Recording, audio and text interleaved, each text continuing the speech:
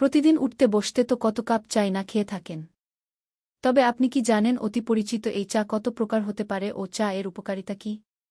প্রাচীন চীন থেকে শুরু করে আধুনিককালের ক্যাফে পর্যন্ত চা তার অনন্য স্বাদ ও সুগন্ধের জন্য সর্বজনপ্রিয়তা এখনও সমানভাবে ধরে রেখেছে।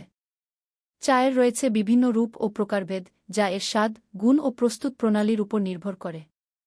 এই বৈচিত্র্যময় জগতে রয়েছে কালো চা থেকে শুরু করে সবুজ চা, ওলং চা থেকে সাদা চা এবং আরও অনেক কিছু।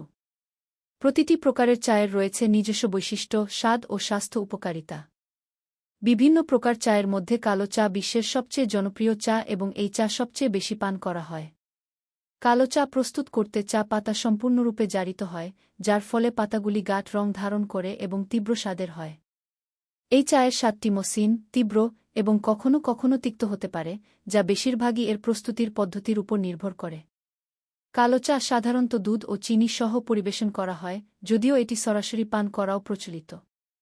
বিভিন্ন অঞ্চলের কালো চায়ের নিজস্ব বিশেষ স্বাদ এবং বৈশিষ্ট্য রয়েছে, যেমন দার্জিলিং চা এর হালকা ফুলের স্বাদের জন্য পরিচিত, আসাম চা এর গভীর এবং মসৃণ স্বাদের জন্য বিখ্যাত, এবং কিমুন চা এর সুগন্ধি ও মিষ্টি স্বাদের জন্য জনপ্রিয়।